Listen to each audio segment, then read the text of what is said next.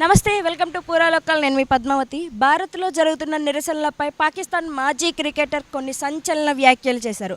అయితే తన ఎక్స్ ఖాతాలో కొన్ని సంచలన వ్యాఖ్యలను రాసుకుంటూ రావడం ఇప్పుడు అందరిలోని చర్చనీయాంశంగా మారింది.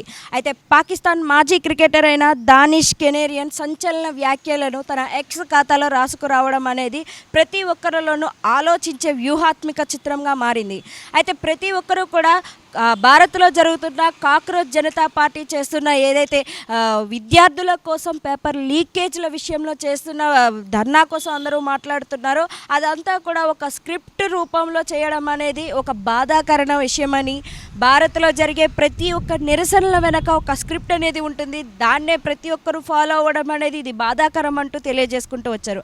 అయితే ఇంకా దానిలో మాట్లాడుతూ నిరసన గురించి మాట్లాడడం, తమ డిమాండ్స్ గురించి చెప్పడం, ఏదైతే ప్రస్తుతం జరుగుతున్నాయో వాటికి పరిష్కారాలు ఆలోచించడం మానేసి ప్రతి ఒక్కరూ రాముణ్ణి, రాముడి తల్లిని, మోడీని, మోడీ తల్లిని, భారతదేశాన్ని, హిందువులని, బ్రాహ్మణులని తిట్టడం ఇది ఎంతవరకు మంచి విషయం అంటూ కూడా ఆయన రాసుకుంటూ వచ్చారు.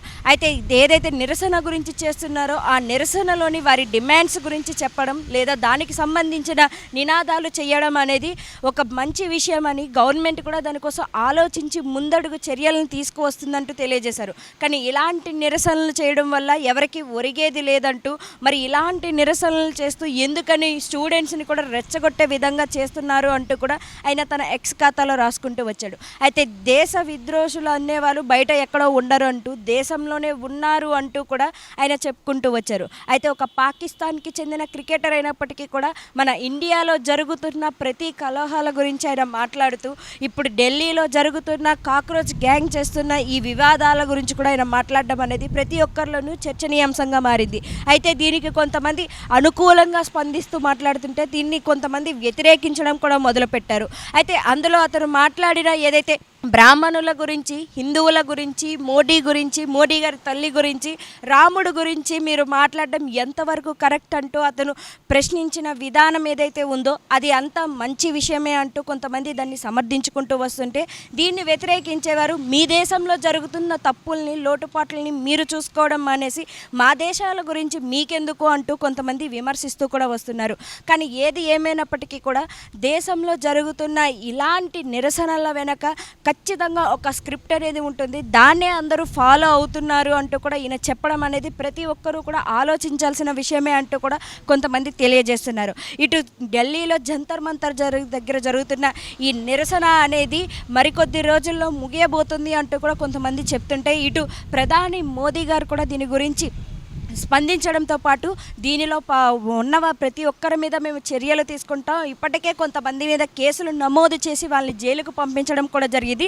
అయితే ఇక్కడితో అయిపోలేదు, దీనికి సంబంధించిన బిల్లులను మేము పార్లమెంట్లో కూడా సమర్పించడం జరుగుతుంది. అయితే దీనికి సంబంధించిన బిల్లులు ఆమోది కాగానే ఇందులో ఎవరెవరైతే ఉన్నారో ప్రతి ఒక్కరిని కూడా మేము శిక్షించే విధంగా చర్యలు తీసుకుంటాం, మరోసారి ఈ తప్పు జరగకుండా కూడా మేము చూసుకుంటాం. అయితే ఇప్పటికే నీట్ పరీక్షల పేపర్ ఎప్పుడైతే లీక్ అయింది అని తెలిసిందో ఆ ఎగ్జామినేషన్ని మేము వెంటనే వ్యతిరేకించడంతో పాటు మరోసారి ఎగ్జామినేషన్ కూడా పెట్టడం జరిగింది. కాకపోతే ఇక్కడతో ఆ సమస్యకి పరిష్కారం రాలేదన్న విషయం కూడా మాకు తెలుసు.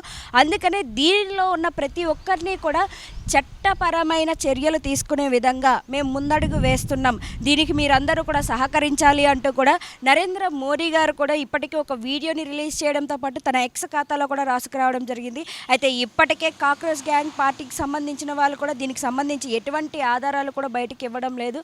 అయితే ఇప్పుడు నరేంద్ర మోడీ గారు కూడా దీని గురించి స్పందించడంతో కాస్త జంతర్ మంతర్ దగ్గర జరుగుతున్న నినాదాలు తగ్గుముఖం పట్టే అవకాశం కనిపిస్తుంది అంటూ కూడా కొంతమంది దీనిపై మాట్లాడుతున్నారు.